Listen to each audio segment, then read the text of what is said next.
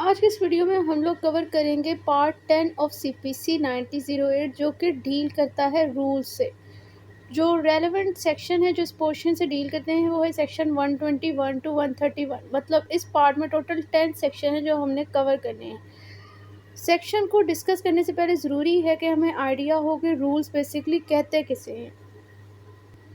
तो rules basically अगर हमें ये जानना है कि रूल्स किसे कहते हैं तो इसके लिए हमें देखना पड़ेगा सीपीसी का ही सेक्शन 2 का सब सेक्शन 80,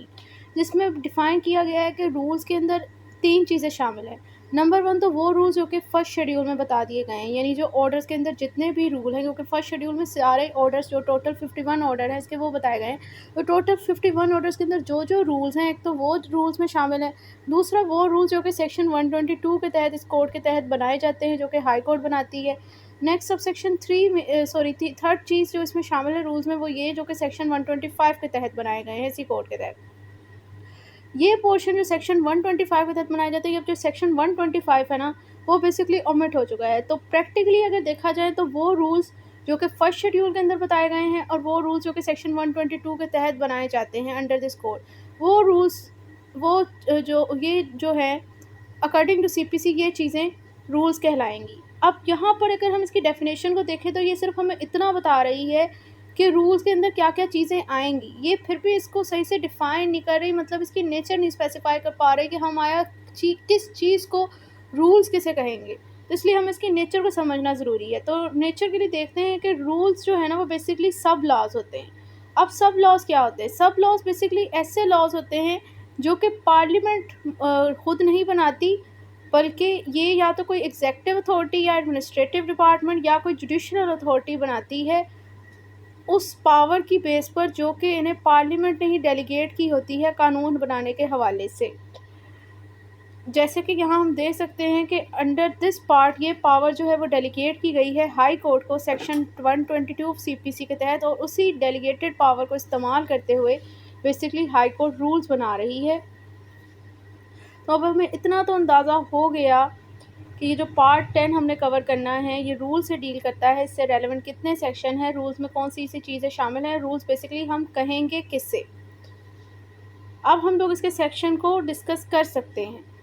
लेकिन सेक्शन को बेयर एक्ट से रीड करने से पहले ज़रूरी है कि हम इसकी एक आउटलाइन, एक सिमेट्री बना लें ताकि हमें याद रख सकें कि ये जो टोटल 10 सेक्शन इस पार्ट में रूल से रेलेवेंट, उसमें बेसिकली बात क्या की गई है। तो टोटल 5 चीज़ें जो हैं वो इन टोटल 10 सेक्शन में बेसिकली 5 चीज़ें डिस्कस की गई हैं। नंबर 1 तो ये कि किसके पास अथॉरिटी है रूल बनाने की इस पार्ट के अंडर। तो रूल मेकिंग अथॉरिटी जो है वो बेसिकली हाई कोर्ट के पास है अंडर सेक्शन 122 ऑफ सीपीसी 9008।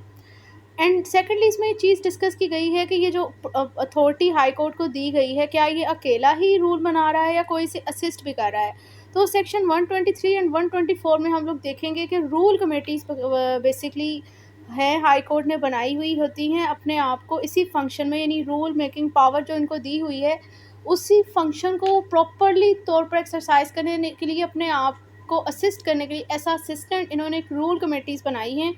वो इन्हें असिस्ट करती हैं रूल बनाने में। और सेक्शन 123 और 124 जो है वो इससे डील करते हैं। सेक्शन 123 में रूल कमेटी के मतलब 5 चीज़ें डिस्कस हुई हैं और सेक्शन इससे रेलेवेंट जो है सेक्शन 123 124 है। अब सेक्शन 123 के अंदर बेसिकली क्या डिस्कस हुआ है, इससे रूल ऑफ कमेटी की प्लेस ऑफ सिटिंग यानी कि इसका हेड ऑफिस क्या होगा, इसके मेंबर की कंपोजिशन जो कि 6 मेंबर्स पर मुश्तमिल है, इसका टाइम लिमिट, इसके मेंबर्स के कितना टाइम पीरियड होगा, टेन्योर कितना होगा इनका, ये ऑफिस जो इनका सीज होने की क्या पॉसिबिलिटीज़ हैं, और इनके स्टाफ को डिस्कस किया गया है। एंड सेक्शन 124 में बेसिकली इनका फंक्शन डिस्कस किया गया है जो कि यही सेम फंक्शन है कि इन्होंने हाई कोर्ट को असिस्ट करना है रूल बनाने के हवाले से।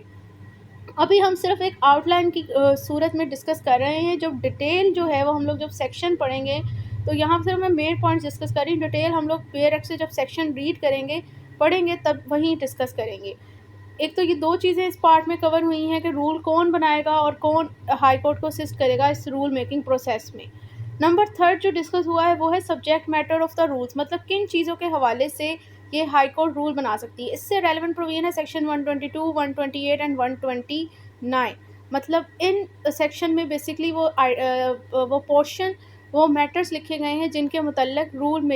बनाए जा सकते हैं। फॉर एग्ज़ाम्पल हम यहाँ पर 2-3 कवर कर लेते हैं कि जैसे कि इस फर्स्ट शेड्यूल के अंदर अगर कोई रूल है तो उसमें एडिशन करने के हवाले से, उसमें कोई रूल है तो उसमें अल्ट्रेशन करने के हवाले से या उसमें उनको ख़त्म करने के हवाले से रूल बना सकती है हाई कोर्ट। समन नोटिसेस इशू करने के हवाले से बना सकती है, समरी प्रोसीजर के हवाले से, गार्निशी ऑर्डर के हवाले से, और इसके अलावा कोई प्रॉपर्टी की अटैचमेंट के हवाले से, सिविल कोर्ट के अंदर जो प्रोसीजर फ़ॉलो किया जाता है उस चीज़ के हवाले से। हाई कोर्ट अपनी ट्रायल लेवल पे जो प्रोसीजर फ़ॉलो करेगी अपनी ओरिजिनल जुरिस्डिक्शन के हवाले से, या अपने प्रोसीजर, हाई कोर्ट अपने प्रोसीजर या फिर जो अपने से सबऑर्डिनेट कोर्ट्स हैं उनके प्रोसीजर के हवाले से रूल बना सकती है। ये मैंने कुछ डिस्कस कर दी है कि इन मैटर्स के हवाले से रूल बना सकती है। बाकी जो डिटेल है वो जो रेलेवेंट पोर्शन यहाँ पर बता रही हूँ, इनमें हम लोग जब सेक्शन पढ़ेंगे तो वहीं पर कवर करेंगे। नंबर 4 आइटम जो इनमें डिस्कस किया गया है कि इस पार्ट में वो है रूल मेकिंग का प्रोसीजर क्या है। अब ये जो रूल मेकिंग का प्रोसीजर है ना, जो मैं बता रही हूँ इसमें डिस्कस हुआ है, ये कहीं ये बाकायदा एक सेक्शन के अंदर कवर नहीं हुआ। ये अब जब आप पूरा पार्ट पढ़ेंगे तो आपको पता चलेगा कि इसका क्या प्रोसीजर है, किस तरह रूल बनाए जाते हैं। टोटल 6 स्टेजेस पर ये प्रोसेस मुश्तमिल है रूल मेकिंग का। इसको हम वन बाय वन इधर से ही इधर ये चीज़ हम लोग इसी स्टेज पर कवर कर लेंगे। मतलब सबसे पहले जब इन्होंने रूल बनाना है ना, तो जो रूल ये बनाना चाहते हैं उसका प्रपोज़ल सबसे पहले हाई कोर्ट फर्स्ट स्टेज पे रूल कमेटी को रेफ़र करती है उसका ओपिनियन लेने के लिए under section 124 CPC. Second stage पे क्या होता है कि रूल कमेटी इस मैटर के जो उसे प्रपोज़ल मिला होता है उसको उसके ऊपर अपनी एक रिपोर्ट बना के सबमिट कर देती है हाई कोर्ट को। ये भी सेक्शन 124 के तहत ही होता है। थर्ड स्टेज पे ये है, यानी ये पावर जो एक्सरसाइज हो रही है इन सेक्शन के तहत हो रही है। थर्ड स्टेज जो आता है इस प्रोसीजर में वो ये है कि हाई कोर्ट क्या करता है, जो उसे प्रपोज़ल मिलता है रूल कमेटी का, उसके प्रपोज़ल पर जो उसने उसे दिया होता है, तो हाई कोर्ट से पहले कंसीडर करती है रूल बनाने से पहले। ये पावर हाई कोर्ट एक्सरसाइज करती है अंडर सेक्शन 124 ऑफ सीपीसी के तहत। नंबर 4 स्टेज पर क्या होता है कि हाई कोर्ट रूल को बनाने से पहले उसे गवर्नमेंट का अप्रूवल चाहिए है, उसके बगैर वो रूल नहीं बना सकती। ये पावर, ये एप्लीकेशन जो है वो हाई कोर्ट पे सेक्शन 126 के तहत लगी है। अब अप्रूवल ऑफ गवर्नमेंट के हवाले से भी 2 सिनेरियो हैं, यानी कि अगर तो हाई कोर्ट किसी ऐसे कोर्ट के प्रोसीजर के हवाले से रूल बना रही है जो कि कोर्ट किसी प्रोविंस की लिमिट के अंदर आता है, जिस प्रोविंस की लिमिट में वो कोर्ट आती होगी, देन फिर हाई कोर्ट को रूल बनाने से पहले उसी गवर्नमेंट का अप्रूवल चाहिए होगा जिस गवर्नमेंट जिस प्रोविंस की है और उस प्रोविंस में वो कोर्ट आती है, जिस कोर्ट के प्रोसीजर के हवाले से वो रूल बना रही है। फॉर एग्जांपल, अगर हाई कोर्ट पंजाब के कोई कोर्ट है जो उसके सबऑर्डिनेट है, पंजाब की कोई कोर्ट है ना, लाहौर की कोर्ट है फ़र्ज़ कर लें, उसके मतलब वो कोई उसके प्रोसीजर से मतलब रूल्स बना रही है, देन अब उस रूल को अप्रूवल करने से पहले उसे पंजाब गवर्नमेंट का अप्रूवल चाहिए। उस रूल को बनाने से पहले उसके अलावा वो नहीं बना सकती। नेक्स्ट सिनेरियो ये है अप्रूवल के हवाले से कि अगर तो वो किसी हाई कोर्ट किसी ऐसे कोर्ट के प्रोसीजर के हवाले से रूल बना रही है जो कि किसी प्रोविंस की लिमिट में लई है वो कोर्ट, तब इस सिचुएशन के अंदर उसे अप्रूवल चाहिए फेडरल गवर्नमेंट का। यानी अगर तो इस्लामाबाद हाई कोर्ट है और वो इस्लामाबाद की कोर्ट के प्रोसीजर के लिए रूल बना रही है और वो तो कैपिटल है, वो तो किसी प्रोविंस में नहीं आ रहा, तो अब इस सिचुएशन के अंदर उसे फेडरल गवर्नमेंट का अप्रूवल चाहिए इस्लामाबाद हाई कोर्ट के प्रोसीजर को रेगुलेट करने के हवाले से जो रूल्स ने बनाए हैं उनको उस पर अमल दरामद करवाने के लिए। तो आई होप ये पॉइंट समझ आ गया होगा। नेक्स्ट जो 5 स्टेज जो प्रोसीजर पे फॉलो किया जाता है वो ये है कि जैसे ही रूल बन जाते हैं और उनको अप्रूवल भी मिल जाता है, देन उन्हें ऑफिशियल गैजेट में, यानी सरकारी नोटिस जो है ऑफिशियल नोटिस, उसमें पब्लिश कर दिया जाता है। यानी रूल बन गए, अब उन्हें पब्लिश कर दिया जाएगा।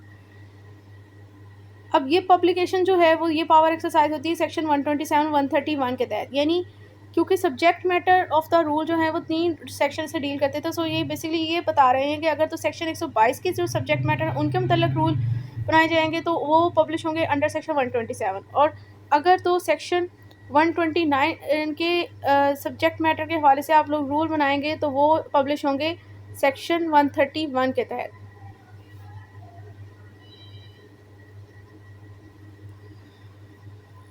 नंबर 6 स्टेज जो होता है इस रूल मेकिंग प्रोसेस में वो ये है कि जैसे ही ये पब्लिश होते हैं रूल्स, देन ये इफ़ेक्टिव कंसीडर किए जाते हैं इनकी डेट ऑफ पब्लिकेशन से ही। या फिर जो नोटिस में कोई दूसरी डेट बता दी जाती है उसमें उस डेट से ये इफेक्टिव कंसीडर किए जाते हैं। सो रूल मेकिंग का जो प्रोसेस है वो 6 स्टेजेस पर मुश्तमिल है। सबसे पहले आपने हाई कोर्ट ने अपने आप को असिस्ट करने के लिए जो कि एक रूल कमेटी बनाई है कि मुझे ये रूल बनाना है, तो वो सबसे पहले अपने असिस्टेंट को वो अपना जो भी वो रूल बनाना चाहती है उसका प्रपोज़ल वो उसे रेफ़र करेगी कि पहले तुम उसे चेक करो। दूसरे स्टेज पे क्या होगा कि जो प्रपोज़ल उसे दिया था रूल कमेटी ने वो उसे देखेगी और उस पर अब जो उसका ओपिनियन उसे लगेगा बेहतर कि होना चाहिए, ये रूल बनना चाहिए, नहीं बनना चाहिए, इसमें ये होना चाहिए, वो अपना ओपिनियन दे देगी हाई कोर्ट को। अब थर्ड स्टेज पे ये होता है कि जब हाई कोर्ट को वो ओपिनियन मिल गया तो वो अब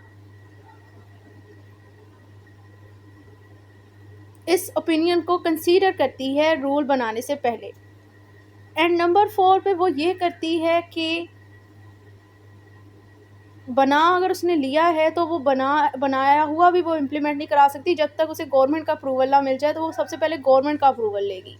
जो कि फेडरल गवर्नमेंट का भी हो सकता है, प्रोविंशनल गवर्नमेंट का भी हो सकता है, और वो किन सिनेरियो मैंने डिस्कस कर दिया। नंबर 5 पे अब जब उसे अप्रूवल में मिल गया रेलेवेंट गवर्नमेंट का, उसके बाद अब वो उसे पब्लिश कर देगी ऑफिशियल गैजेट में। और जैसे ही नंबर 6 स्टेज पे ये पब्लिश होगा अब ये इफ़ेक्टिव होगा, यानी रूल जो है वो अब एक कानून बन जाएगा, ऐसा कानून, इसकी ऑथेंटिसिटी हो जाएगी, अब ये वैलिड कंसीडर किया जाएगा। सो अभी तक जो है वो इस जो पार्ट 10 है इसमें 10 सेक्शन है रूल से रेलेवेंट। हम लोगों ने पढ़ लिया कि रूल है क्या, रूल की नेचर क्या है, और जो 10 सेक्शन में जो चीज़ें कवर की गई हैं वो टोटल 5 चीज़ें हैं। सबसे पहले तो ये कि वो किस पर्सन के पास, किस अथॉरिटी के पास पावर है रूल मेकिंग की, कौन सी अथॉरिटी से असिस्ट करती है हाई कोर्ट को रूल बनाने में। सेकंडली, थर्ड ये कि किन मैटर्स के हवाले से रूल बनाया जा सकता है। नंबर 4 ये कि रूल मेकिंग प्रोसेस का क्या प्रोसीजर है, किस तरह फॉलो किया जाता है, किस तरह ये रूल बनाए जाते हैं। एंड नंबर लास्ट में जो चीज़ इसमें डिस्कस हुई है रेलेवेंट सेक्शन में वो ये है कि जो रूल बनाए जा रहे हैं इस पार्ट के तहत उनकी ऑथेंटिसिटी क्या है, उनकी लीगल वैल्यू क्या है। ऑथेंटिसिटी की अगर हम बात करें तो इससे रेलेवेंट सेक्शन तो सेक्शन 121, 127 और 131 है। रेलेवेंट प्रोविजन जो है वो इस पोर्शन से यही सेक्शन है, 3 सेक्शन डील करते हैं, और ऑथेंटिसिटी के हवाले से 3 सिनेरियो हैं इसके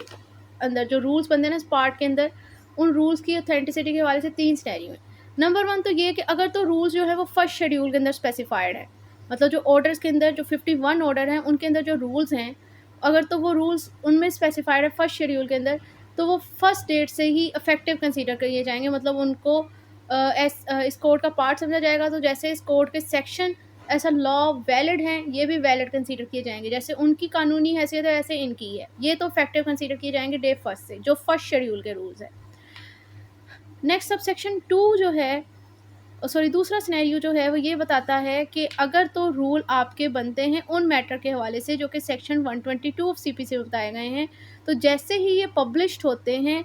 तो डेट ऑफ पब्लिकेशन से या नोटिस में अगर कोई दूसरी डेट स्पेसिफाई की होती है तो उस डेट से अंडर सेक्शन 127 के तहत ये रूल्स जो है इफेक्टिव होते हैं इनकी डेट ऑफ पब्लिकेशन से या जो डेट नोटिस में बता दी गई है उस डेट से,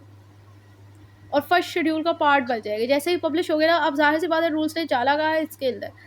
नेक्स्ट सब सेक्शन 3 ये है कि अगर रूल्स बनते हैं उस मैटर के हवाले से जो कि सेक्शन 120 लाइल ऑफ सी में बताया गया है, उन मैटर्स के हवाले से रूल्स बनाए जाते हैं, तो देन ये रूल्स भी जो है वो सेक्शन 131 के तहत इनकी डेट ऑफ पब्लिकेशन से या जो डेट नोटिस में बताई गई है उस डेट से इफेक्टिव कंसीडर किया जाता है। अब सेक्शन 122 और 120 लाइल में किन मैटर्स के हवाले से रूल बनाए जा सकते हैं जब हम लोग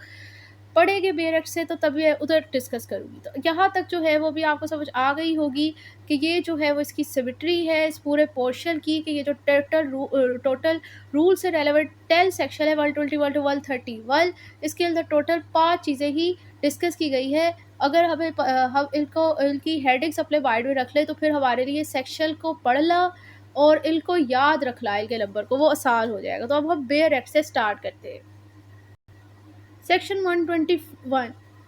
effect of rules in first schedule. इस सेक्शन में बेसिकली बताया जा रहा है कि जो रूल्स फर्स्ट शेड्यूल के अंदर बताए हैं ना, उनकी ऑथेंटिसिटी के बताया जा रहा है कि उनको कितना उन्हें क्या वैलिड, कितना वैलिड समझा जाएगा। The rule in the first schedule shall have effect as enacted in the body of this code until annulled or altered in accordance with the provision of this part। वो कह रहे हैं जो rules first schedule के अंदर specified है ना, वो इफेक्टिव हैं,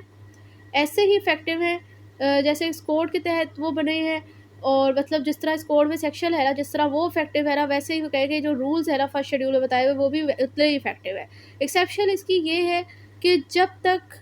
ये इस पार्ट की प्रोविजन के तहत इल में किसी किस्म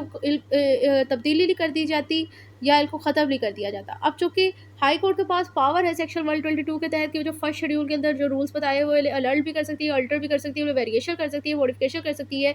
तो इसीलिए इन्होंने सेक्शन 121 के अंदर ये डबल वेलिंग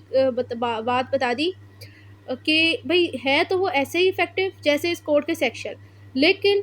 तब तक जब तक इस पार्ट की प्रोविजन के तहत इल में किसी किस्म को तब्दीली नहीं कर दी जाती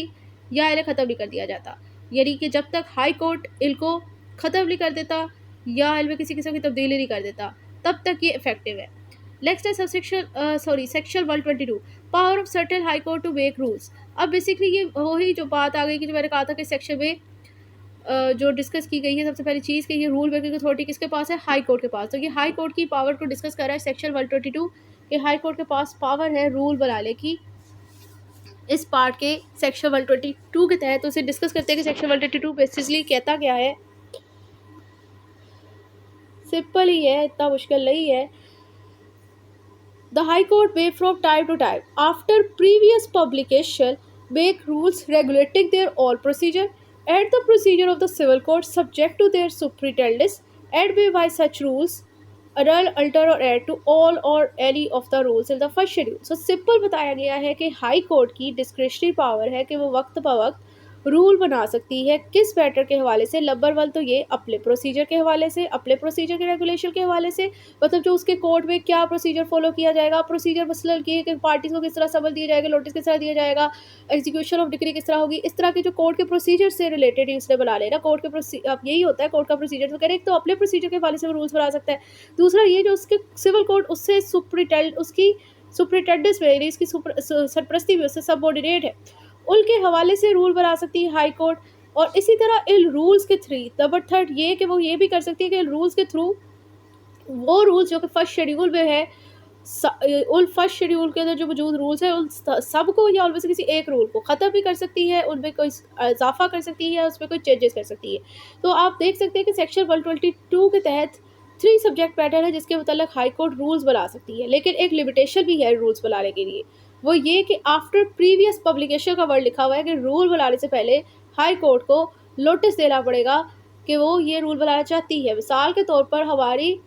किसी कोई कॉम्पिटिटिव एग्ज़ाम हो रहे हो और उस टाइम एक तब एलिजिबिलिटी क्राइटेरिया बढ़ाकर कुछ और कर दिया जाए। मतलब पहले एलिजिबिलिटी क्राइटेरिया ये था, मिसाल के तौर पर ये रूल है कि जैसे कि पाकिस्तान में ये है कि जिस पर्सन ने सिविल जज का एग्ज़ाम देना है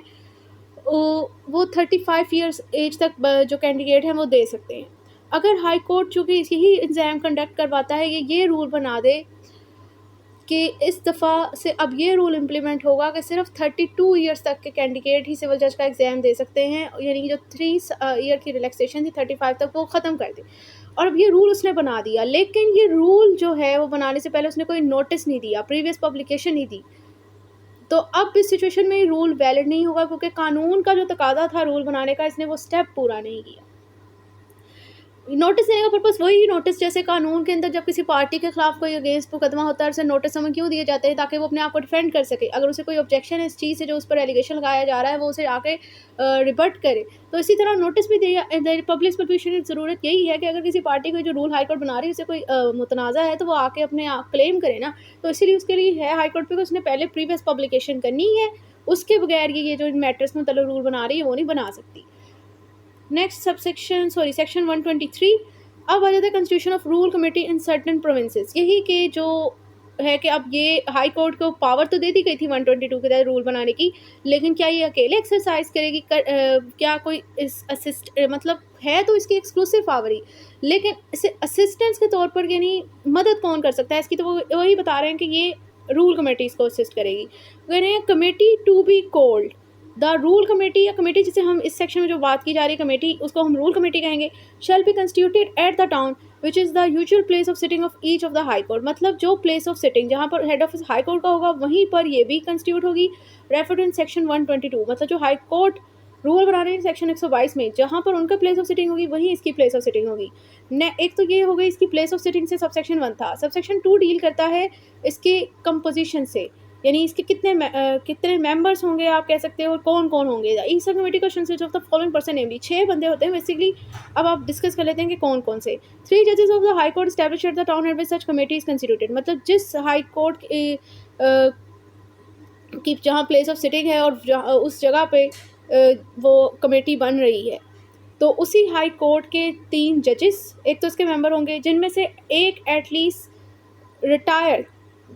है सर्व का मतलब है कि पास, यानी कि उसने ये सर्विसेज दे दी है। जिनमें से एटलीस्ट वो कह रहे हैं एक पर्सन जो है ना वो रिटायर्ड डिस्ट्रिक्ट जज होना चाहिए या डिविजनल जज होना चाहिए। डिविजनल जज यानी कि सेशन जज होना चाहिए।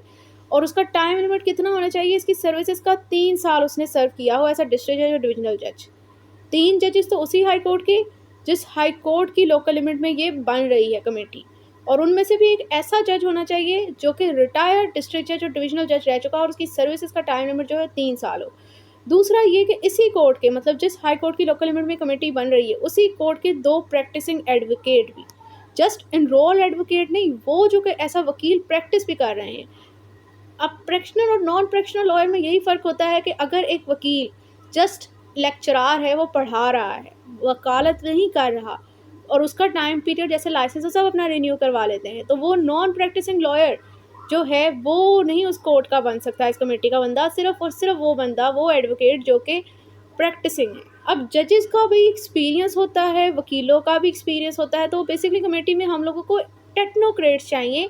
जिनका एक्सपीरियंस हो लॉ के हवाले से, उन्हें पता हो। तो एक तो ये 5 बंदे हो गए, ये होंगे। नेक्स्ट ये कि जो हाई कोर्ट का जो कोई सिविल कोर्ट सब ऑर्डिनेट सिविल कोर्ट है उसका जज हम लोगों ने अपॉइंट करना है इस कमेटी के अंदर। ये 6 बंदे मुश्तमिल होंगे इस कमेटी में। सबसेक्शन 3,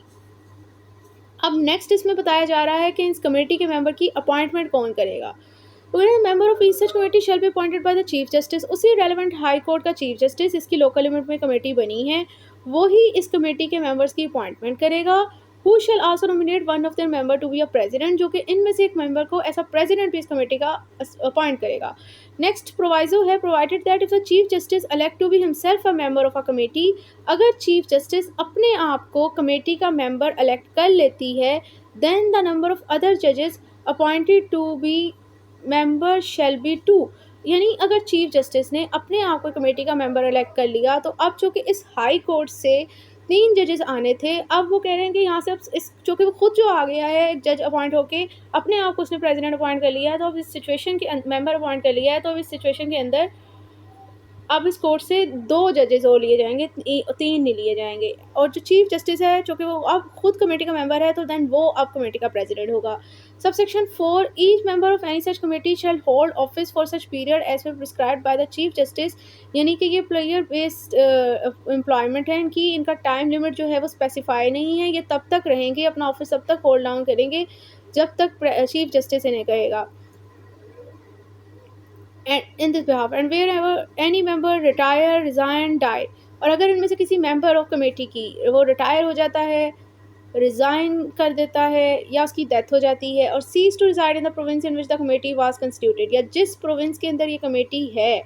वहाँ पर अब उसकी रेजिडेंस नहीं रहती, और become incapable of acting as a member of the committee, या अब वो कमेटी के मेंबर के तौर पर अपने फंक्शन को परफॉर्म नहीं कर सकता, then the said chief justice may appoint another person to be a member in his state, तो अब यही चीफ जस्टिस इसकी जगह पे किसी और पर्सन को अपॉइंट करेगा। Subsection 5, there shall be a secretary to each such committee who shall be appointed by the chief justice, वो कह रहे हैं कि हर कमेटी का एक सेक्रेटरी होगा जो कि चीफ जस्टिस उसे भी अपॉइंट करेगा, एंड वो रेमुनेशन रिसीव करेगा जो कि इस बिहाफ प्रोविंशनल गवर्नमेंट इसे प्रोवाइड करेगी, मतलब इसकी रेमुनेशन प्रोविंशनल गवर्नमेंट फिक्स करनी है और अपॉइंटमेंट इसको चीफ जस्टिस ने करना है, सेक्रेटरी ऑफ दैट कमेटी को। तो ये आपके पास रूल कमेटी हो गई। अब सेक्शन 124 जो कहता है committee to report the high court. अब बेसिकली इस रूल कमेटी का फंक्शन आ गया जो कि सेक्शन 124 में बताया गया है कि every rule committee shall make a report to the high court establish at the town at which it is constituted on any, मतलब जिस हाई कोर्ट की लिमिट में ये है उसी हाई कोर्ट को इसने, यानी किसी और हाई कोर्ट को नहीं इसने दे देनी। अगर तो ये लाहौर हाई कोर्ट की लोकल लिमिट में बनी है तो उसने लाहौर हाई कोर्ट को ये रिपोर्ट सबमिट करानी है। इसने फैसलाबाद की हाई कोर्ट या रावलपिंडी की हाई कोर्ट इसको नहीं इसने करा देनी। इसने हाई कोर्ट के किसी दूसरे बेंच को नहीं करनी। जिस हाई कोर्ट की लोकल लिमिट में ये कंस्टिट्यूट है उसको इसने अपनी रिपोर्ट जमा करवानी है। And constituted on any proposal, और किस पर जमा करवानी है, किस पर, on any proposal to alter or add to the rules in the first schedule. अगर इसे कोई प्रपोजल आया था इस चीज़ के हवाले से कि जो फर्स्ट शेड्यूल के अंदर रूल है उसमें अमेंडमेंट, अल्टरेशन और एडिशन के हवाले से, उस प्रपोजल के हवाले से इसने अपनी रिपोर्ट जमा करवानी है। या फिर कोई न्यू रूल्स बनाने के वजह से before making any rules under section 122, या फिर सेक्शन 122, मतलब उसको जो ओपिनियन हाई कोर्ट ने उसका उस मांगा था दो चीज़ों के हवाले से हो सकता है। या तो 122 के अंदर जो न्यू रूल्स बनाने उसके हवाले से, या फर्स्ट शेड्यूल के अंदर जो रूल मौजूद है उनमें उनको ख़त्म करने के हवाले से, उनमें कुछ इजाफा करने के, उसमें अल्टरेशन करने के हवाले से, उस प्रपोजल के ऊपर इसने अपना रिपोर्ट जमा करवानी है। और the high court shall take such report into consideration, और हाई कोर्ट जो है उस रिपोर्ट को कंसीडर करेगी, इसे देखेगी। नेक्स्ट सेक्शन 125 ओमिट है। Section 126 rules to be subject to approval, rules made under the foregoing provision, यानी कि जो ऊपर अभी सेक्शन हम लोगों ने डिस्कस किए उसके तहत कह रहे हैं रूल्स अगर बन जाते हैं, यानी 122 के तहत हाई कोर्ट की वो पावर थी, उसने अपने आप को असिस्ट करने के लिए 123 के तहत एक कमेटी अपॉइंट की, 124 में उसने उसे रेफ़र किया, उसका अप्रूवल आया और उसने फिर उसके ऊपर रूल बना लिया हाई कोर्ट ने। अब ये जो रूल बन गए हैं फोरगोइंग प्रोविजन में, shall be subject to the previous approval of the government. ये जो है बिफोर पब्लिकेशन जो है एक तरह से देखा जाए तो उन्हें गवर्नमेंट का अप्रूवल रिक्वायर है, यानी कि ये रूल लॉ की हैसियत तब तक नहीं रखेंगे जब तक इन्हें गवर्नमेंट का अप्रूवल ना मिल जाए। अब गवर्नमेंट के हवाले से दो सिनेरियो जो कि इस सेक्शन में बताए गए हैं, वो कह रहे हैं कि approval of the government of the province in which the court whose procedure the rules regulate is situate, मतलब जिस कोर्ट के प्रोसीजर के हवाले से रूल्स के मतलब आपको अप्रूवल चाहिए, अब वो कोर्ट जिस प्रोविंस के अंदर सिचुएट करता है उसी प्रोविंस की गवर्नमेंट से हमें अप्रूवल चाहिए होगा। यानी कि अगर मैंने लाहौर हाई कोर्ट के, यानी सॉरी हाई कोर्ट ने अगर लाहौर हाई कोर्ट की कोर्ट के हवाले से कोई प्रोसीजर के हवाले से रूल बनाया तो अब उसे अप्रूवल चाहिए इस रूल को पब्लिश करने से पहले पंजाब गवर्नमेंट का, ना कि बलोचिस्तान गवर्नमेंट का, क्योंकि ये जो कोर्ट जिसके प्रोसीजर के हवाले से इसने रूल बनाया है वो कोर्ट सिचुएट करती है पंजाब गवर्नमेंट की लोकल लिमिट, और if that court is not situated in any province, और अगर ये कोर्ट किसी प्रोविंस की लिमिट में सिचुएट नहीं करती, मतलब जिस कोर्ट के प्रोसीजर के हवाले से रूल बनाना है अप्रूवल चाहिए वो तो किसी प्रोविंस की लोकल लिमिट ऑफ जुरिस्डिक्शन में नहीं आती, देन आपको अब फेडरल गवर्नमेंट का अप्रूवल चाहिए इस तरह की कोर्ट के प्रोसीजर से मतलब रूल बनाने से पहले। नेक्स्ट सेक्शन 127 जो कि कहती है publication of rules, rules so made and approved shall be publish in the official gazette. अब बेसिकली 127 में ना ये अब 122 के जो सब्जेक्ट मैटर के अंदर आप रूल बना रहे हैं ना उन्हीं रूल्स की पब्लिकेशन की बात कर रहा है। तो कह रहे हैं जो रूल बने हैं और अप्रूव्ड हो गए हैं वो ऑफिशियल गैजेट के अंदर पब्लिश हो जाएंगे। आप ये कह सकते हो कि ये 122 की भी और 128 में भी जो कि हम रूल्स ही पढ़ रहे हैं उन दोनों की बात कर रहे हैं, क्योंकि जो रूल जो बने हैं और जो अप्रूव हो गए हैं वो ऑफिशियल गैजेट में पब्लिश हो जाएंगे and shall from the date of the publication, और जैसे ही ये पब्लिश होंगे और from such other date as में स्पेसिफाइड, या हो सकता है ऑफिशियल गैजेट में कोई दूसरी डेट बता दी गई हो उस डेट से, have the same force and effect, मतलब डेट ऑफ पब्लिकेशन से या नोटिस में जो डेट बताई गई है उस डेट से इनका वही पावर होगी with in a local limit of the jurisdiction of the high court which made them, जिस हाई कोर्ट ने बनाया उनकी लोकल लिमिट ऑफ जुरिस्डिक्शन में उनकी वही पावर होगी जैसे कि ये फर्स्ट शेड्यूल में थे। यानी कि सेक्शन 121 में तो हमने कहा ना कि फर्स्ट शेड्यूल के अंदर जो रूल्स हैं वो डे फर्स्ट से इफेक्टिव है, तो कह रहे जो रूल अब हम लोगों ने बनाए हैं वो भी ऐसे ही इफेक्टिव कंसीडर किए जाएंगे जैसे कि फर्स्ट शेड्यूल के रूल्स हैं कब? जब वो पब्लिश हो जाएंगे, सॉरी, जब ऑफिशियल जब वो डेट ऑफ पब्लिकेशन से, जो ऑफिशियल डेट ऑफ पब्लिकेशन से इनकी, या फिर जो दूसरी डेट नोटिस में बताई गई है उस डेट से। कहाँ पर इफेक्ट होंगे, कहाँ पर ये इफेक्टिव होंगे? जिस हाई कोर्ट ने बनाए हैं उसकी लोकल लिमिट ऑफ जुरिस्डिक्शन में ये इफेक्टिव हों। नेक्स्ट सेक्शन 128, ये ज़रा बल्कि सेक्शन है, इसलिए इसको हम वीडियो के लास्ट में कवर करेंगे। पहले जो स्मॉल सेक्शन है उनको कवर कर लेते हैं। नेक्स्ट सेक्शन है सेक्शन 129, वो कह रहे हैं power of high court to make rules as to their original civil procedure. यानी हाई कोर्ट की पावर है कि वो अपने ओरिजिनल सिविल प्रोसीजर के हवाले से भी रूल बना सकती है। मतलब जो ट्रायल लेवल पर उसने केस डिसाइड करने हैं ना, उसके हवाले से भी हाई कोर्ट जो है वो अपनी उसके हवाले से रूल बना सकती है। Not standing in things court, so वो कह रही हैं कि इस कोड में जो भी बताया गया उसे एक साइड पर रखें आप। Any high court may make such rules not inconsistent with its letter pattern to regulate its own procedure in the exercise of its original civil jurisdiction as it shall think fit. वो कह रहे हैं high court बना सकती है rules किस चीज़ के हवाले से? जब वो अपनी ओरिजिनल सिविल जुरिस्डिक्शन को एक्सरसाइज कर रही है, उसमें जो प्रोसीजर उसकी हवाले से, मतलब जो उसने ट्रायल करना है जिन केसेस का, तो ट्रायल के लेवल पे क्या प्रोसीजर फॉलो किया जाएगा उस हवाले से वो रूल बना सकती है। पर कंडीशन ये है कि वो इसके लेटर पैटर्न के अगेंस्ट नहीं होने चाहिए रूल्स। जो भी उसे बेहतर लगे रूल्स बना सकती है। Nothing incidental affects the validity of any such rules in the force at the commencement of this code. और जो रूल्स यहाँ 129 के तहत हाई कोर्ट बना रही है उनका इफेक्ट उन रूल्स की वैलिडिटी में नहीं है जो कि इस कोर्ट के आने के साथ ही इफेक्टिव है, मतलब कानून कैसे रखती है, तो उस पर 129 के तहत जो रूल बने हैं उनका उस पर कोई इफेक्ट नहीं है। Section 131 publication of rules made in accordance with section 129, मतलब जो सेक्शन 129 सब्जेक्ट मैटर बताए हैं उनके तहत जो रूल्स बनाए जाते हैं ना, वो जैसे ही ऑफिशियल गैजेट में पब्लिश होते हैं या वो ऑफिशियल गैजेट में पब्लिश होंगे, और जैसे ही वो ऑफिशियल गैजेट में पब्लिश होंगे डेट ऑफ पब्लिकेशन से या कोई दूसरी डेट जो स्पेसिफाई कर दी गई है नोटिस में, उन रूल्स की जो है वो कानूनी हैसियत होगी, have the force of law, मतलब उनकी कानूनी हैसियत होगी। नेक्स्ट अब आप लोग के पास सेक्शन 128 रह जाता है जस्टिस का, कि किन मैटर्स के मतलब रूल बनाए जा सकते हैं। ये सेक्शन 128 में बताया गया है। यानी हाई कोर्ट के पास रूल मेकिंग अथॉरिटी तो है, लेकिन वो किन मैटर्स के हवाले से रूल बना सकती है और सेक्शन 128 में कवर किया गया है।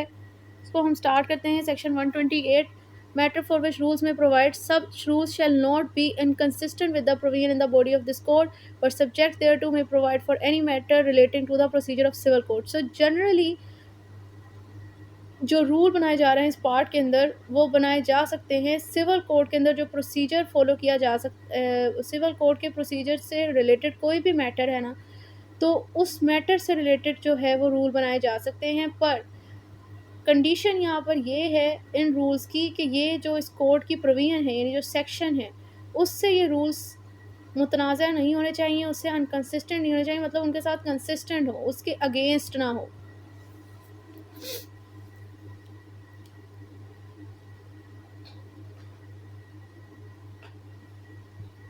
जैसे कि इस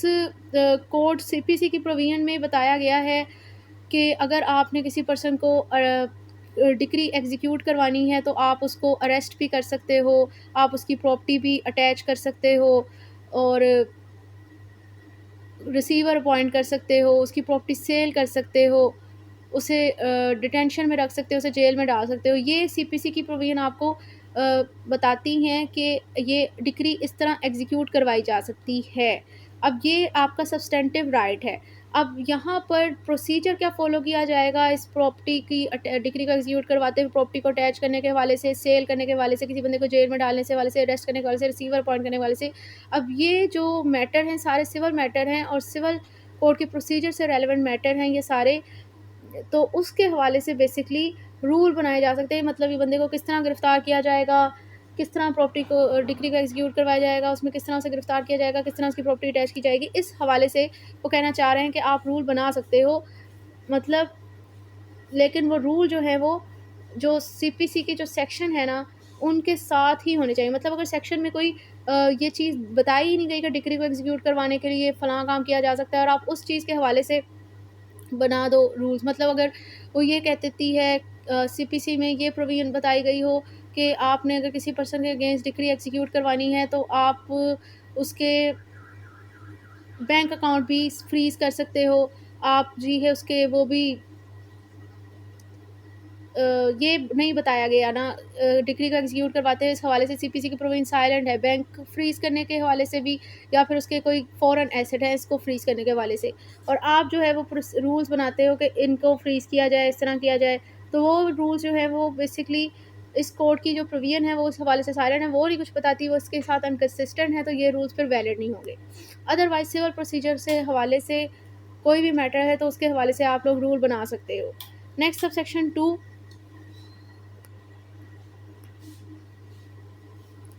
in particular and without prejudice to the generality of the power conferred by subsection 1, मतलब जो सबसेक्शन 1 के अंदर पावर दी गई है उसको बगैर इफेक्ट किए हुए स्पेशली तौर पर रूल्स जो हैं कि आप जो फॉलोइंग मैटर्स हैं इनमें से इन तमाम के हवाले से या किसी एक के हवाले से बना सकते हैं, यानी जनरली सबसेक्शन 1 में बताया गया जनरली आप किस मैटर के हवाले से रूल बना सकते हो, और सबसेक्शन 2 में बताया गया है कि पार्टिकुलरली यानी स्पेसिफिकली आप किन मैटर के हवाले से रूल बना सकते हैं। तो इसमें बताया गया है कि the service of summon notice and other processes by post और इन एनी अदर्स मैनर वो कह रहे हैं कि आप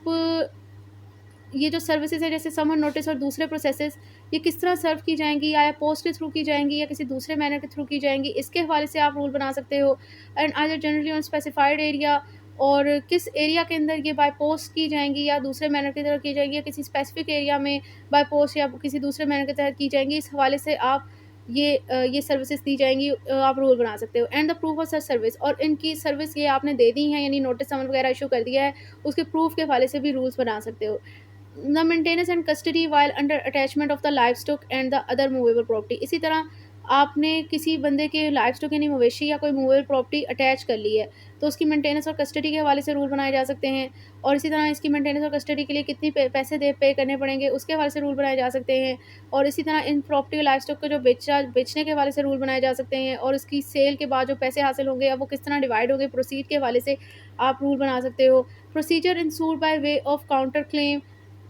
अगर किसी मुकदमे में काउंटर क्लेम किया जाता है, यानी अगर किसी पार्टी ने कोई क्लेम किया दूसरी पार्टी के भी उसके अगेंस्ट कोई क्लेम कर दे तो उस काउंटर क्लेम वाले सूट में क्या प्रोसीजर फॉलो किया जाएगा इसके हवाले से रूल्स बनाए जा सकते हैं। And the valuation of such suit for the purpose of jurisdiction, और इस तरह के यानी ये जो काउंटर क्लेम वाले मुकदमे हैं इसमें सूट की वैल्यूएशन के हवाले से मतलब कि कितनी मालियत का दावा सुना जा सकता है उसकी वैल्यूएशन के हवाले से आप जो रूल्स बना सकते हो, और ये वेरिएशन के हवाले से रूल्स क्यों बनाए जा रहे हैं ताकि हम लोग कोर्ट की जुरिस्डिक्शन को डिटरमाइन कर सकें, यानी वो भी पिकनरी के अब ये इस वक्त कदम सुन भी सकता है कि नहीं। नेक्स्ट है procedure in garnishing and charging order, अब ये गार्निशी और चार्जिंग ऑर्डर के हवाले से क्या प्रोसीजर फॉलो किया जाएगा उसके हवाले से रूल बनाए जा सकते हैं। ये गार्निशी और चार्जिंग ऑर्डर जो वो कह रहे हैं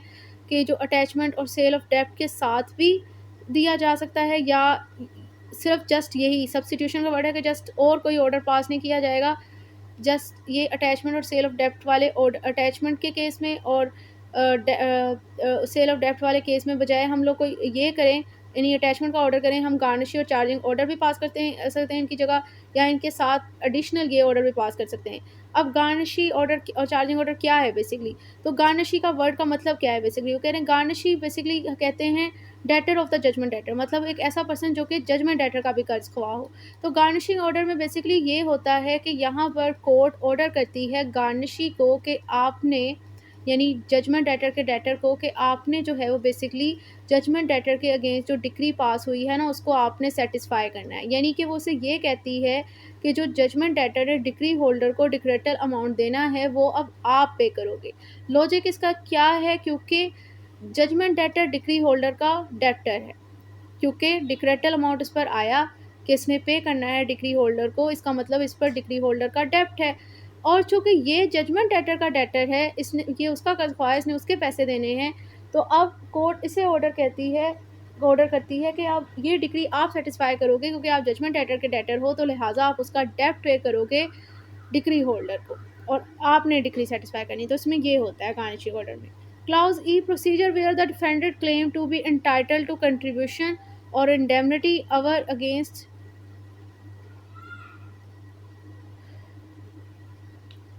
any person whether a party to a suit or not, अगर डिफेंडेड ये क्लेम करता है कि वो किसी पार्टी के अगेंस्ट कोई कंट्रीब्यूशन का उसका राइट है या वो इंडेमनिटी डिमांड कर रहा हो कि उसे सिक्योरिटी दी जाए, बेशक वो पर्सन पार्टी ऑफ सूट है या नहीं, तो इस सिचुएशन में क्या प्रोसीजर फॉलो किया जाएगा इसके मतलब रूल्स बनाए जा सकते हैं। समरी प्रोसीजर के हवाले से रूल्स बनाए जा सकते हैं। अब समरी प्रोसीजर क्या होता है? समरी प्रोसीजर एक ऐसा प्रोसीजर होता है जहाँ पर इस केस के अंदर तमाम लीगल फॉर्मेलिटीज़ फ़ॉलो करने की ज़रूरत नहीं होती या की नहीं जाती। जैसे कि एविडेंस नहीं रिकॉर्ड किए जाते या फिर फ्रेमिंग ऑफ इशू चार्ज नहीं होते, क्योंकि ये बेसिकली क्लीन मिरर केस होते हैं। ये बिल्कुल पता चल रहा होता है कि फ़ैसला किस पार्टी के फ़ेवर में आना है। इसमें ज़्यादा इसलिए कोर्ट अपना टाइम नहीं लगाती और जो नज़र आ रहा होता है उस पर ही डिसाइड करती है। इसमें सारी जो कोडल लीगल फॉर्मेलिटीज़ हैं वो फ़ॉलो नहीं की जाती। अब समरी प्रोसीजर की आगे इन्होंने कुछ एग्जांपल दे दी कि किस तरह के मुकदमों में समरी प्रोसीजर होती है। तो 2 मैटर्स हैं इसमें। सबसे पहला तो ये कि अगर तो कोई in a suit which the plaintiff seek only to recover a डेब्ट or liquidated demand in money payable by defendant with or without interest. वो कह रहे हैं कि अगर तो कोई ऐसा मुकदमा है जिसमें प्लेंटिफ दावा कर रहा है कि उसने डिफेंडेंट से पैसे डेब्ट रिकवर करना है। लिक्विडेटेड का मतलब कि वो डैमेजेस वो क्लेम कर रहा है जो कि कैलकुलेट भी किए जा सकते हैं। मतलब कोई डेब्ट उसने उससे रिकवर करना है जो कि कैलकुलेट किया जा सकता है, और ये डेब्ट वो क्लेम कर रहा है बगैर इंटरेस्ट के या विदाउट इंटरेस्ट के, ये इममटेरियल मैटर नहीं करता। अब ये जो डेब्ट वो क्लेम कर रहा है बेसिकली इसका किस बेस पे क्लेम कर रहा है, यानी ये कोई इनका एक्सप्रेसिवली इम्प्लॉयडली कॉन्ट्रैक्ट हुआ है उस बेस पर कर रहा है। अब ज़ाहिर सी बात है इस कॉन्ट्रैक्ट में ये बताया जा रहा है, नज़र आ रहा है कि इसने डेब्ट पे करना है, कैलकुलेट भी हो रहा है, तो लिहाजा अब इसे पता चल रहा है कोर्ट को भी कि इसने इसका डेब्ट देना है, तो वो समरी प्रोसीजर फॉलो करेंगे, इससे दिलवा देंगे। या फिर ये किसी ऐसे इनेक्टमेंट किसी कानून की बेस के ऊपर अपना डेब्ट क्लेम कर रहा है जहाँ पर जो पैसे हैं वो डेब्ट की सूरत में ही हो, पेनल्टी की सूरत में ना हो। या फिर वो किसी गारंटी की बेस पर इससे अपना डेब्ट क्लेम कर रहा है जहाँ पर क्लेम इसका प्रिंसिपल के खिलाफ सिर्फ और सिर्फ एक डेब्ट की सूरत में है और इसे कैलकुलेट किया जा सकता है, और ना ट्रस्ट या किसी ट्रस्ट की बेस पे वो सेट कमांड कर रहा है। नेक्स्ट है समरी प्रोसीजर किस तरह मुकदमे में फॉलो किया जा सकता है। दूसरा सूट ये है कि अगर कोई लैंडलॉर्ड अपनी इमूल प्रॉपर्टी की रिकवरी का दावा करता है और अब इसमें बेशक वो मीन प्रॉफिट और रेंट की डिमांड कर रहा है या नहीं कर रहा, ये मटेरियल है। अपने टेनेंट के खिलाफ कर रहा है या इस बंदे के खिलाफ कर रहा है जो कि टेनेंट के बिहाफ पे क्लेम कर रहा है। तो और अब वो दावा इस तरह इसलिए कर रहा है क्योंकि टाइम पीरियड उसने उसे नोटिस भी दिया हुआ है छोड़ने का, और टाइम पीरियड भी इसका एक्सपायर हो गया है टेनेंसी का, लिहाजा और इसने पेमेंट भी नहीं किया, लिहाजा ये लायबल है कि अब इससे ये जो टेनेंट को दी हुई है ना प्रॉपर्टी, वो फॉर फीचर कर ली जाए, ज़ब्त कर ली जाए। अगर ये सिचुएशन है कि उसने नोटिस दे दिया है, इसने रेंट नहीं पे किया, इसलिए अब लैंडलॉर्ड का राइट बनता है कि उसे फॉर फीचर कर ले, ये प्रॉपर्टी उससे वापस ले ले, और उसका टेनेंसी का टाइम पीरियड एक्सपायर हो गया, यानी कि सारी चीज़ें हैं। और अब उसने ये दावा दायर कर दिया है लैंडलॉर्ड ने टेनेंट के अगेंस्ट, या उस ऐसे बंदे के अगेंस्ट जो कि टेनेंट के बिहाफ पे वहाँ पर रह रहा है, यानी कि टेनेंट के बिहाफ पे क्लेम कर रहा है। तो अब चूँकि ये 3 कंडीशन पूरी हो चुकी कि टेनेंसी का टाइम पीरियड ख़त्म हो गया, उसने रेंट नहीं दिया, उसने उसे नोटिस भी दिया छोड़ने का, तो अब इस सिचुएशन में सारे सबूत जो हैं वो लैंडलॉर्ड के फ़ेवर में जा रहे हैं, और कोर्ट को जो है वो मज़ीद कोई लीगल फॉर्मेलिटीज़ यानी इंकशात वगैरह कोर्ट करने की ज़रूरत नहीं है। तो यहाँ पर समरी प्रोसीजर ही फ़ॉलो होगा इस सूट के अंदर भी। तो ये 2 तरह के उन्होंने सूट दिए कि एक सूट तो अभी हमने कहा लैंडलॉर्ड का, दूसरा सूट ये था कि डेब्ट की रिकवरी करने का। अब डेब्ट की रिकवरी करने के लिए उसके पास सबूत थे, उसके पास एक्सप्रेस कोई एग्रीमेंट था, उसके पास कोई कानून था, कोई गारंटी थी, कोई ट्रस्ट था, इसकी बेस पे वो क्लेम कर रहा था। अब कोर्ट को भी नज़र आ रहा था कि इस मैटर के अंदर एविडेंस रिकॉर्ड करने की, इशू फ्रेम करने की ज़रूरत नहीं है, तो इसलिए कोर्ट ने वो legal formalities code of formalities पूरी नहीं की और आसान सा ट्रायल हुआ जिसे हम समरी प्रोसीजर कहते हैं, वो होता है समरी प्रोसीजर। ये 2 उसकी एग्जांपल थी कि किन सूट के अंदर समरी प्रोसीजर फ़ॉलो किया जा रहा है। यहाँ पर इसको एक्सप्लेन करने की ज़रूरत तो नहीं थी, लेकिन उन्होंने कर दिया, हमने भी कर दिया। यहाँ पर जो हम बात करें वो रूल्स की बता रहे हैं कि समरी प्रोसीजर से रिलेटेड भी कोर्ट रूल्स बना सकती है।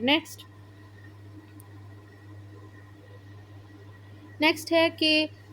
किस तरीके इस कार के तहत समन ऑरिजिनेट किए जाएंगे, दिए जाएंगे, उसके हवाले से भी प्रोसीजर बनाया जा सकता है। इसी तरह सूट अपील और दूसरी प्रोसीडिंग की कंसोलिडेशन यानी उनकी कंपाइलेशन के हवाले से भी रूल्स बनाए जा सकते हैं। इसी तरह डेलीगेशन टू, अगर हम किसी रजिस्ट्रार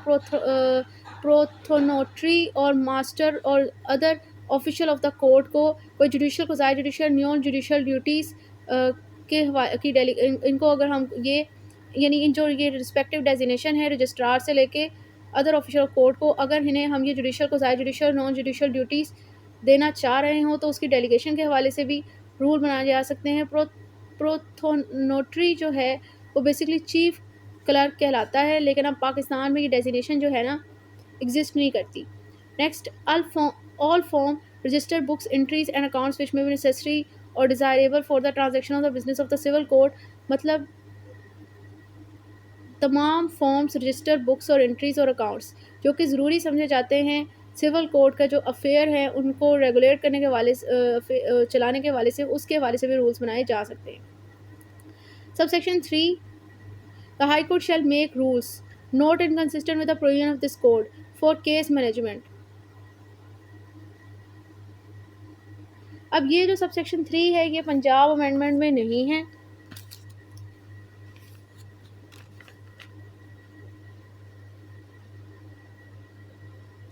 इधर बस सिंपल इतना लिखा हुआ है, इधर एक क्लाउज जे के बाद सी ऐड कर दी, जे के बाद के ऐड कर दिया गया है।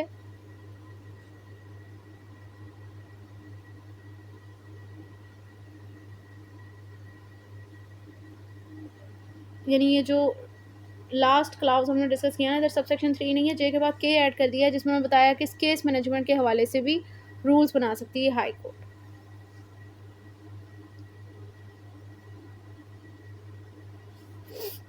तो ये हमारा जो पोर्शन है पार्ट 10 रूल्स के हवाले से वो कवर हो गया है। नेक्स्ट वीडियो में हम लोग इसका last portion part 11 miscellaneous provision cover करेंगे।